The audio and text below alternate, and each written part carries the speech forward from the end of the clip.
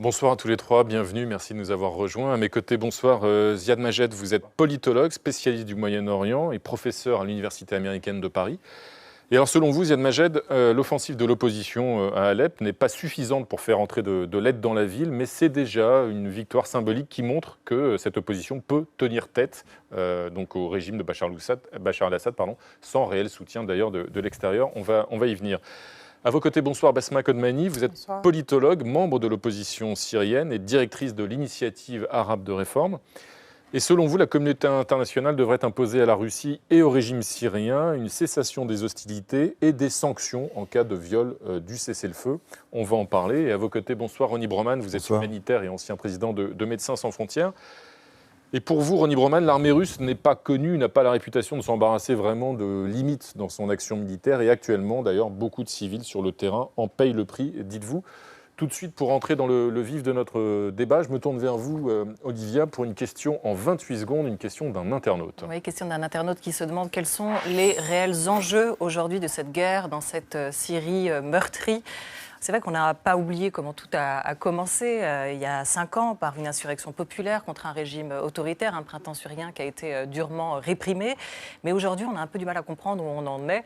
On comprend que la Syrie est un vaste champ de bataille, mais quelles sont les forces en présence, Ziad Majed et elles opposent qui? Et tout ça pourquoi? En gros, est-ce que vous arrivez à nous faire un petit état des lieux pour comprendre ce qui est en train de se jouer aujourd'hui sur la Oui, terrain? en 2011, comme vous l'avez dit, c'était un soulèvement populaire pacifique contre un régime qui est en place depuis 1970. Le seul régime dans le cadre républicain, autre que la Corée du Nord, où le père a passé le pouvoir à son fils, de Hafez al-Assad à Bachar al-Assad.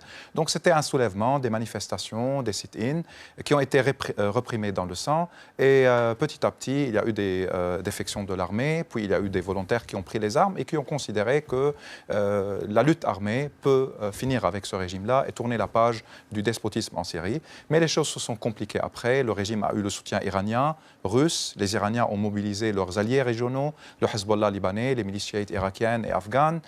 Puis du côté de l'opposition, il y a eu un soutien des pays du Golfe qui avaient aussi un intérêt à bloquer l'Iran qui soutenait le régime. Puis il y a eu l'intervention russe, les hésitations de la communauté internationale qui avait peur de voir un scénario irakien s'installer. Sauf que cette hésitation-là a finalement donné lieu à une catastrophe humanitaire qui peut-être dépasse les autres catastrophes de la région. Il n'y a plus aujourd'hui une rébellion, il y a des rebelles. Alors juste pour comprendre aussi de ce côté-là. Il y a toujours un grand camp de l'opposition syrienne que Basma connaît très bien, mais au niveau des forces armées sur le terrain, comme dans tout conflit, il y a une métamorphose au niveau des groupes armés. Ça a commencé avec l'armée syrienne libre qui continue, qui existe aujourd'hui, mais à côté de cette armée syrienne libre, il y a des groupes islamistes qui considèrent que l'islam est leur référence culturelle, politique, etc. Donc ils sont le deuxième acteur face au régime et à tous ses alliés régionaux. Et puis il y a un troisième acteur qui est Daesh, qui ne fait pas partie de l'opposition syrienne. Ce sont des djihadistes qui ne pensent pas que les causes territoriales et temporaires sont des causes qui les concernent. Ils viennent et ils s'installent dans un territoire où il y a déjà un conflit. C'était le cas. Ils sont arrivés en 2013, 2 ans après le début de la révolution syrienne. Donc on a aujourd'hui plusieurs acteurs. Voilà, la situation évolue, elle est compliquée, mais en même temps, vous l'avez éclairci et vous avez expliqué que les oppositions elles-mêmes d'ailleurs avaient changé, avaient bougé. Aujourd'hui, quel est l'état de l'armée syrienne libre, justement? Quel est l'état de cette opposition modérée au regard de la montée en puissance des groupes islamistes, en tout cas vus d'Occident? C'est l'impression qu'on a pu avoir ces derniers mois. Basma Kodmani? Qu'est-ce qui reste aujourd'hui? La question formulée autrement, de façon extrêmement profane pour les téléspectateurs français et pour moi-même, est-ce qu'il reste des gentils à soutenir dans l'opposition pour ceux qui veulent faire tomber le régime de Bachar al-Assad? Et quel est aujourd'hui La l'état de réponse, ces c'est forces? qu'ils sont tous là, encore. C'est qu'ils ne sont pas partis et ils n'ont pas changé. C'est que s'ils avaient les moyens et surtout une stratégie pour laquelle se mobiliser, ils sont présents. Vous parlez de l'armée syrienne. Je parle des gentils. Oui. Que vous De l'opposition non islamiste. Voilà, que l'on définisse. En réalité, qui sont les gentils, qui sont les modérés? Ce sont les enfants de ces quartiers, de ces villes, de ces villages. Ce sont les fils de cette région qui ont pris les armes au début pour protéger les populations locales. Ça reste des groupes dont les réseaux sont locaux. Ce ne sont pas des groupes qui sont généreusement financés par l'étranger.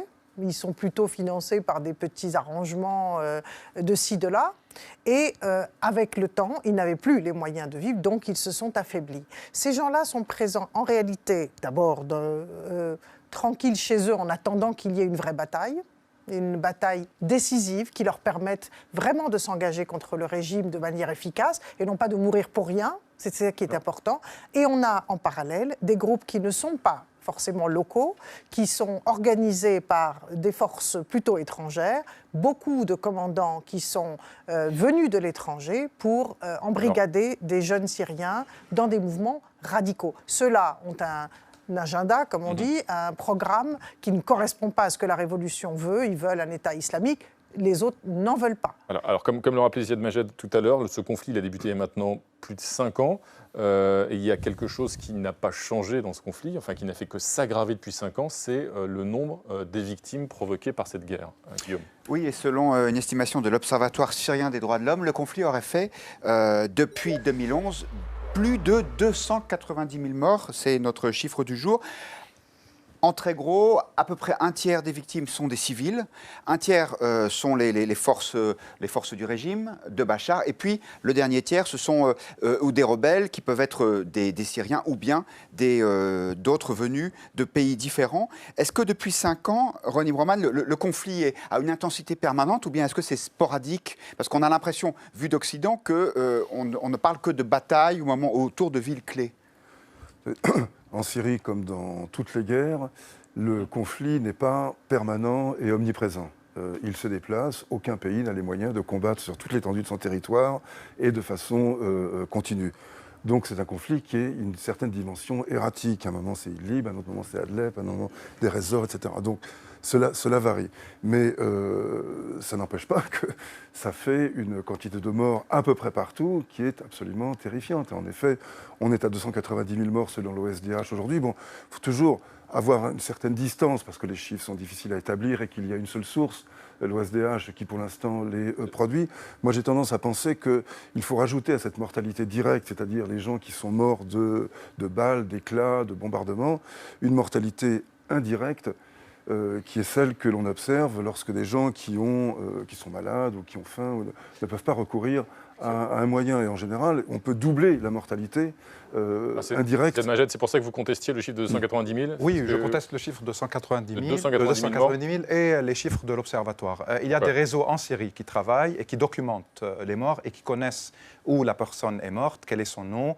Et quand elles ne sont pas sûres qui est même responsable, ils mettent le chiffre à côté. On est de loin aujourd'hui à un chiffre supérieur malheureusement à celui-là. C'est quoi votre estimation à vous non, ce n'est pas la mienne, c'est celle du réseau syrien des droits de l'homme, qui est un grand réseau et qui parle de plus de 190 000 morts civiles. Il ne parle pas ni des militaires du côté du régime et de ses alliés, qui sont par ailleurs supérieurs au niveau de chiffres des djihadistes qui viennent, pas pour soutenir l'opposition, mais pour leur propre programme. Donc on est à 190 000 personnes tuées, civiles. Sur ces 190 000, le régime a tué plus de 90% de ces civils-là. Les Russes ont tué déjà plus que Daesh au niveau des chiffres. Ils sont à 2800 Daesh et à 2700 civils. On peut être aussi précis dans l'estimation. Oui. Il y a des chiffres qui sont contestés là. Enfin, il n'y a pas non, ces chiffres-là sont qui prennent presque le minimum. La coalition internationale a tué jusqu'à maintenant plus de 600 civils, plus qu'Al-Nusra, qui est soi-disant un groupe terroriste. Donc, on est dans des chiffres catastrophiques. Au-delà de ces chiffres, au-delà de ces chiffres de toute façon catastrophiques et morbides, Basma Kodmadi, il y a une nouveauté sur le terrain militaire récent. Hier, pour la première fois, les Russes ont bombardé à 2 reprises en partant de l'Iran, en venant de l'Iran pour aller bombarder dans le centre de la Syrie. Qu'est-ce que ça change? Est-ce que c'est un tournant stratégique majeur qui peut avoir des conséquences sur le terrain militaire, cette alliance entre la Russie et l'Iran qui se concrétise par ces bombardements? Non, je pense qu'on donne trop d'importance à cet événement comme une nouveauté. Ça n'est pas une nouveauté, c'est une alliance russo-iranienne pour la défense du régime. Les uns fournissent la couverture aérienne, les autres fournissent les forces terrestres. C'est l'Iran qui a organisé des milices irakiennes, afghanes, d'un peu partout dans la région, essentiellement chiites. Et la nouveauté, c'est que les bombardiers russes, est décollé de bases aériennes situées en Iran. Ça, c'est nouveau. Alors, ça, c'est un service supplémentaire que l'Iran rend à la Russie. Il faut savoir que dans ce conflit, chacun se rend un service et on renvoie l'ascenseur par d'autres services. Malheureusement, c'est le théâtre syrien qui sert à cela. Mais je ne pense pas que je pense que c'est logistiquement important pour la Russie d'avoir pu utiliser une base en Iran, mais ça n'a pas de signification majeure sur un tournant quelconque.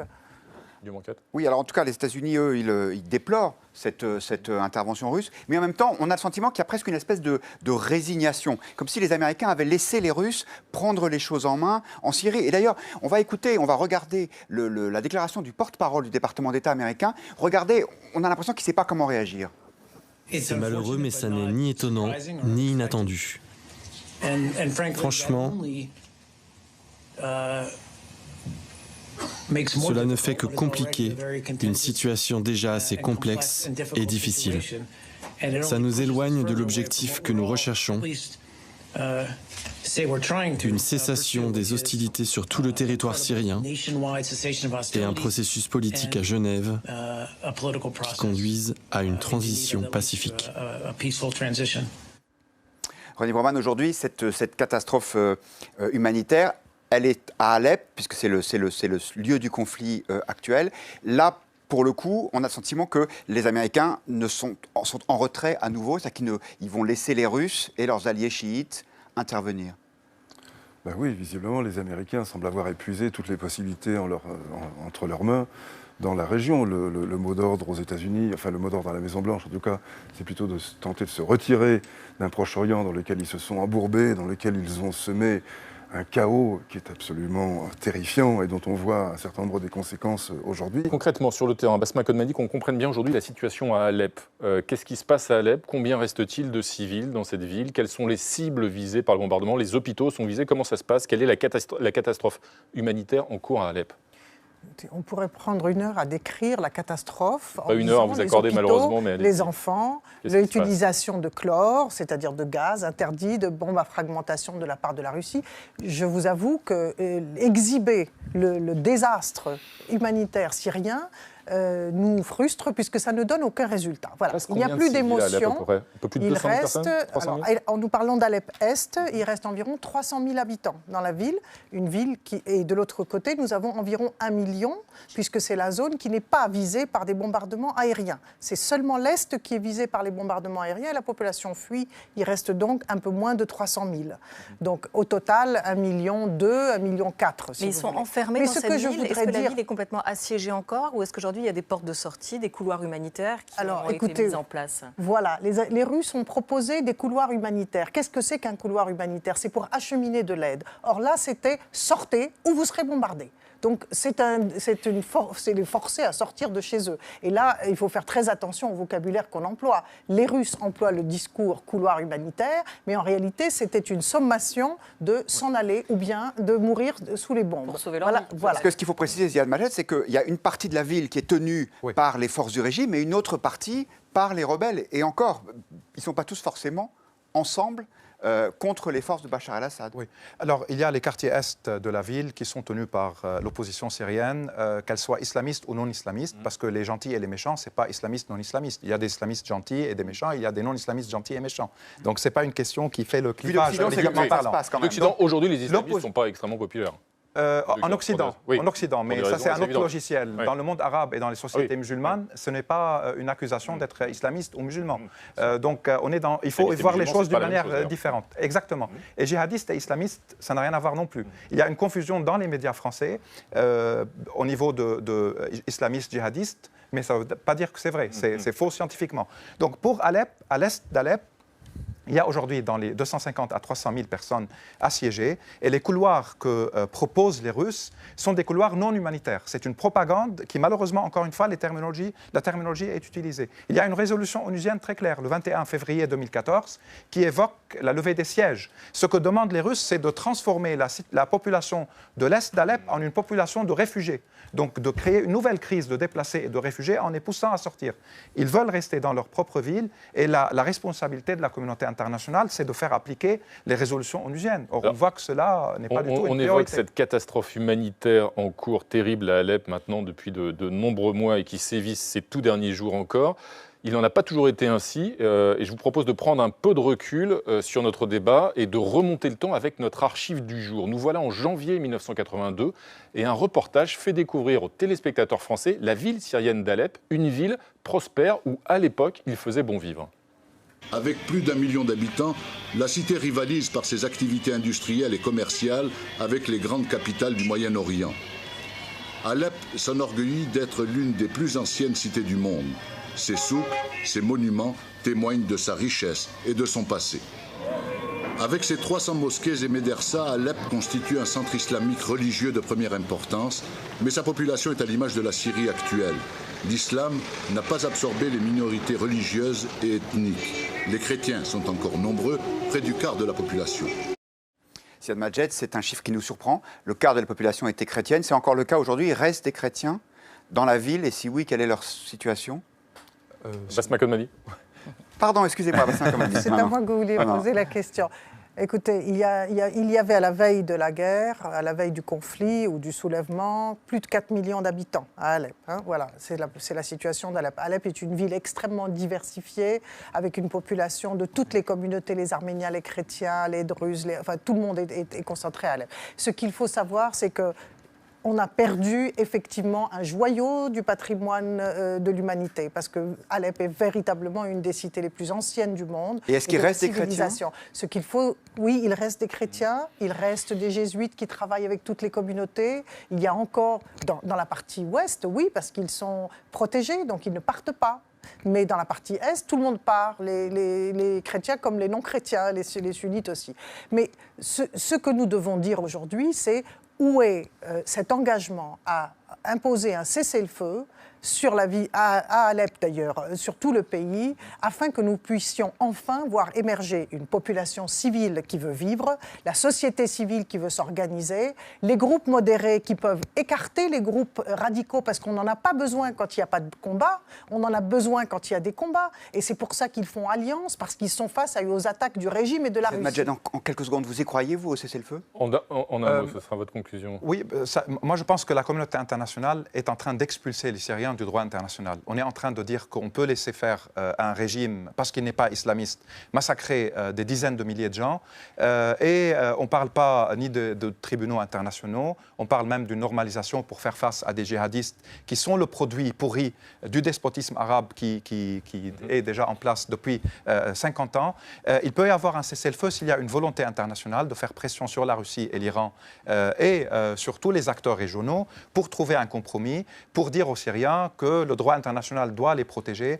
Sinon, on va avoir une crise après l'autre. Et déjà, 50% des Syriens n'habitent pas chez eux. Il y a une partie qui est partie, mais les autres sont déplacés. Merci Ziad Majed. Et on a compris, merci à tous les trois, que cette urgence humanitaire nécessiterait plus que jamais cet appel international pour un vrai cessez-le-feu qui se concrétise sur le terrain. Merci à tous les trois d'être venus en débattre ce soir parmi nous.